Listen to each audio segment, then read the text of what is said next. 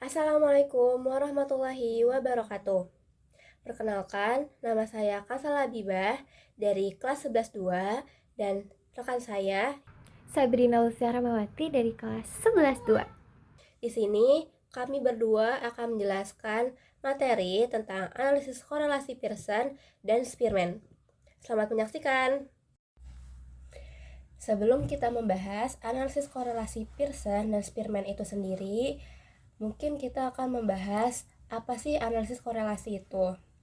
Jadi, analisis korelasi merupakan nilai yang menunjukkan kuat atau tidaknya hubungan linear antar dua variabel. Lalu, interval adalah himpunan bilangan real yang terletak di antara dua batas.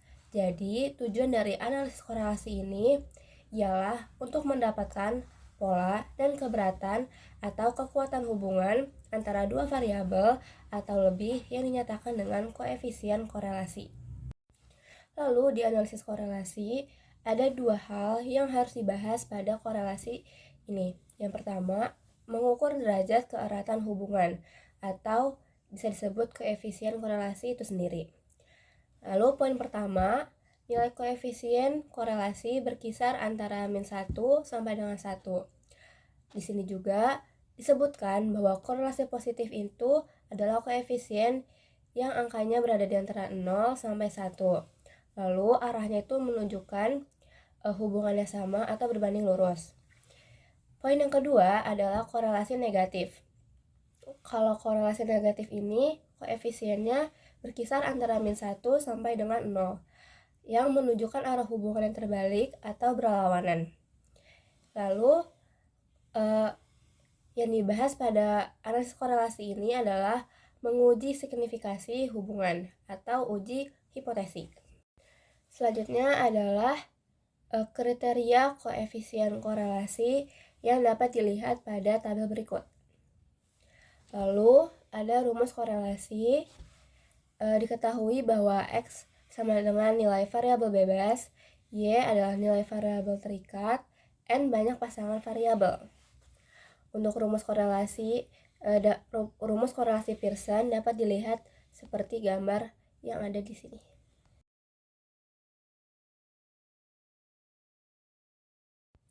Nah, mungkin untuk uji pemahaman, langsung saja kita ke contoh soal dari analisis korelasi ini.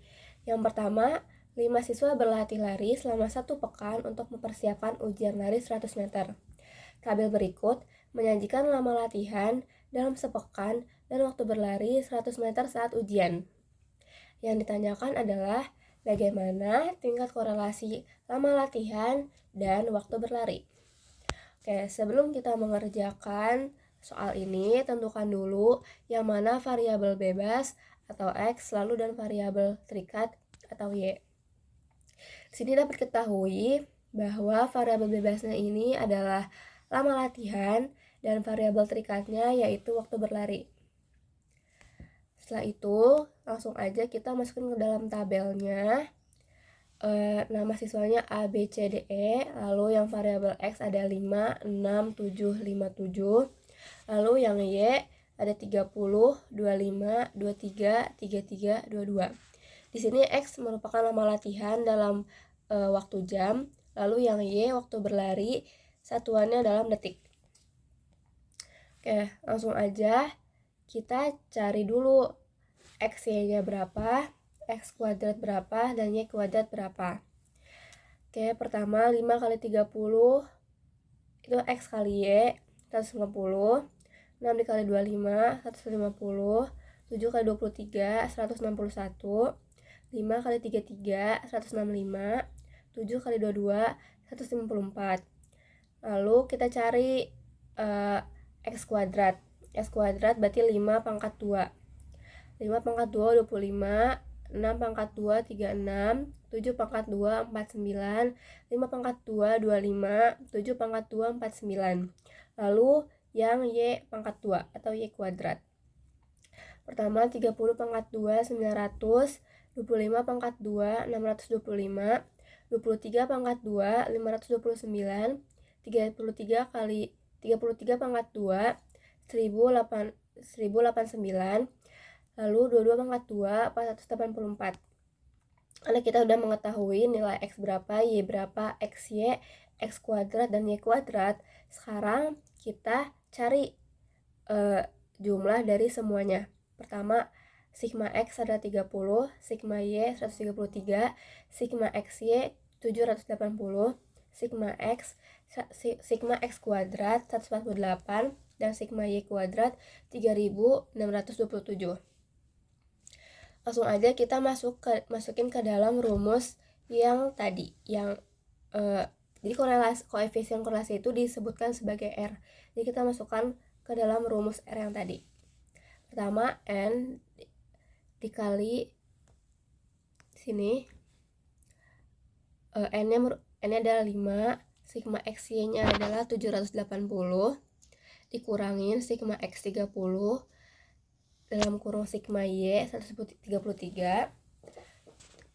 per dalam akar N dikali sigma X kuadrat, yaitu 148, dikurang sigma X pangkat 2, berarti 30, dikali, masih sama, dalam akar lagi, N-nya 5, sigma Y kuadrat 3627, dikurangin sigma Y pangkat 2, 133.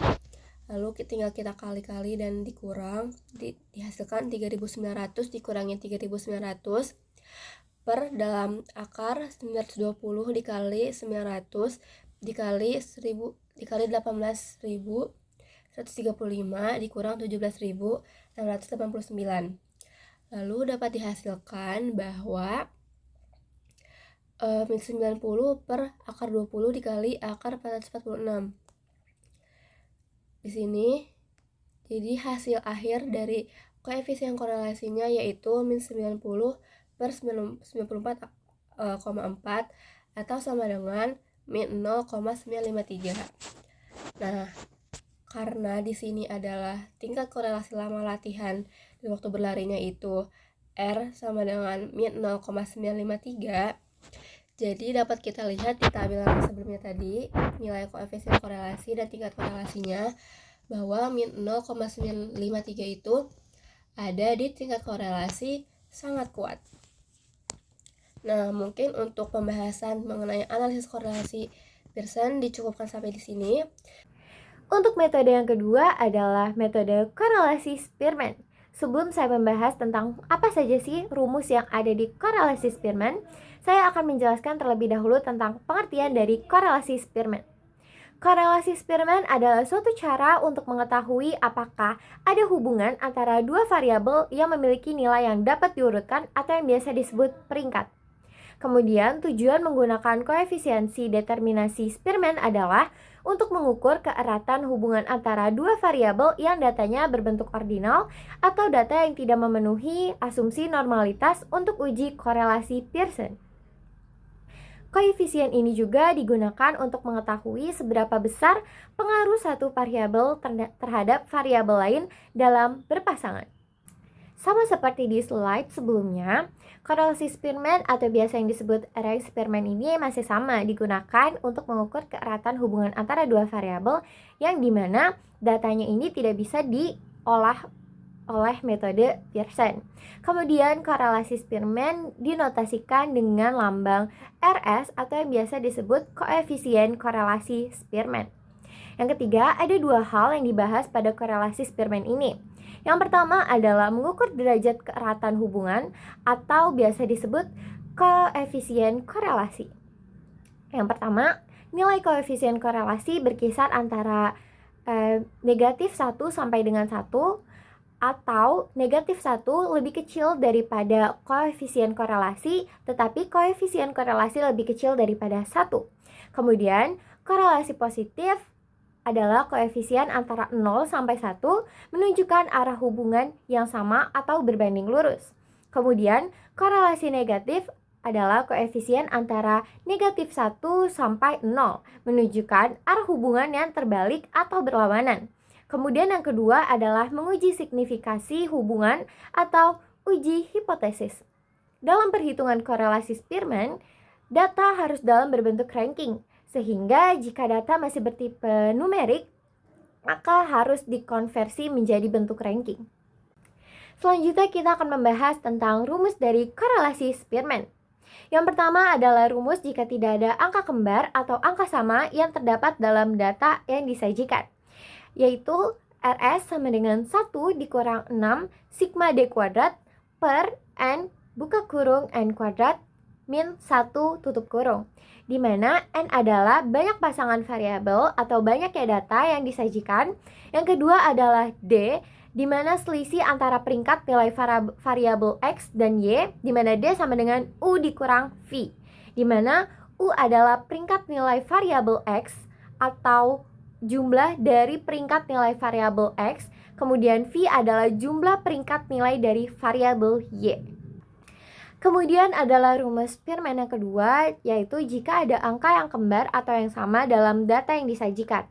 Rumusnya adalah RS sama dengan sigma X kuadrat ditambah sigma Y kuadrat dikurang sigma D kuadrat per 2 akar sigma X kuadrat dikali sigma Y kuadrat, di mana sigma X kuadrat sama dengan jumlah banyaknya data dipangkatkan 3 dikurang jumlah banyaknya data per 12 dikurang sigma TX, dan sigma Y kuadrat sama dengan jumlah banyak data dipangkatkan 3 dikurang jumlah banyaknya data per 12 dikurang sigma TY.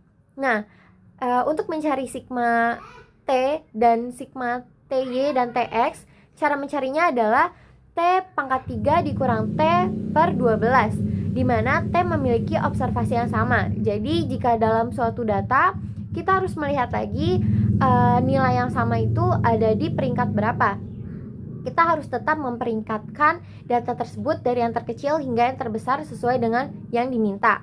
Kemudian jika kita sudah tahu, maka kita menjumlahkan peringkat yang memiliki nilai yang sama, kemudian dibagi dengan berapa banyak data yang sama. Nah, itu akan mendapatkan nilai T atau observasi yang sama. Kemudian ada contoh soal seperti yang ada di layar. Dari data di atas akan diketahui apakah ada hubungan antara motivasi dengan prestasi kerja seseorang pekerja, dan jika ada, seberapa jauh hubungan tersebut. Nah, kita bisa menggunakan korelasi Spearman. Seperti syarat yang pertama, untuk memakai koefisien korelasi Spearman, kita harus merubah data numerik menjadi data ranking, di mana tadi kan datanya sudah disajikan ya. Nah, jadi kita tinggal meranking aja dan melihat lagi nih, apakah ada nilai yang sama di dalam nilai variabel X dan nilai variabel Y. Dan ternyata ada, di mana 45 ada 3. Nah, 45 ini terdapat di ranking 8, 9, dan 10. Dan yang memiliki nilai yang sama ada 3. Nah, jadinya 8 ditambah 9 ditambah 10 per 3 sama dengan 27 per 3 sama dengan 9. Jadi nilai 45 berada di ranking 9. Kemudian ada 50 yang dimana berjumlah 2, dimana 50 ini terletak di ranking 11 dan 12. Dan yang memiliki nilai yang sama itu hanya 2. Jadi 11 ditambah 12 dibagi 2 sama dengan 23 per 12 sama dengan 11,5. Jadi dimana kalau misalkan nanti ada nilai 50, maka nilai tersebut memiliki ranking 11,5. Nah, sama aja nih kayak yang lainnya. Kalau misalkan ada kayak nilai yang sama di dalam suatu data yang sudah disajikan, maka caranya seperti itu untuk mendapatkan nilai T-nya untuk mencari lagi nanti si sigma X kuadrat dan sigma Y kuadrat. Nah, di sampingnya ada rumus yang bakal kita pakai. Tapi sebelum itu saya akan menjelaskan kalau misalkan DI ini adalah selisih ya. Jadi kayak selisih dari peringkat X dikurang peringkat Y. Lalu habis itu dijumlah, baru kita cari DI kuadrat atau selisih dari nilai peringkat X dan Y dipangkat 2 kan. Kemudian rumusnya sudah ada di samping, jadi kita langsung ke slide selanjutnya. Nah, di sini kan udah dibagi nih, dimana di variabel X itu ada 2 nilai yang sama, yaitu 45 sama 50, dimana jumlah nilai 45 itu ada 3 dan 50-nya ini ada 2. Nah, kita cari lagi untuk mencari si TX dan TY-nya ini dengan cara T pangkat 3 dikurang T dibagi 12, dimana 3 pangkat 3 dikurang 3 dibagi 12 sama dengan 2. Karena kan 27 dikurang 3 sama dengan 24, 24 dibagi 12 sama dengan 2. Kemudian sama juga 50 ada 2, jadi yang dimasukkan ke dalam T-nya ini yang jumlahnya aja ya, bukan 50-nya. Jadi T pangkat 3 dikurang T dibagi 12, yaitu 2 pangkat 3 dikurang 2 dibagi 12 sama dengan 0,5. Nah, jadi sigma TX itu kan adalah jumlah dari si TX-nya ini. Nah, jadi jumlah dari TX-nya ini adalah 2,5. Nah, kemudian kita lanjut ke nilai variabel Y dulu, dimana di variabel Y ini ada 4 yang memiliki nilai yang sama. Jadi 42 ini memiliki 2, yang 43 ininya ada 2, yang 48 ada 2, 49 nya juga ada 3. Nah, sama aja rumusnya, yaitu T pangkat 3 dikurang T dibagi 12. Nah, jika udah ketemu hasilnya nih, jangan lupa yang dimasukin ke dalam rumus T pangkat 3 dikurang T itu bukan si nilai dari variabel Y atau X ya, tetapi itu dari rankingannya dan ada berapa jumlahnya. Nah, kemudian sigma T sama dengan 3,5.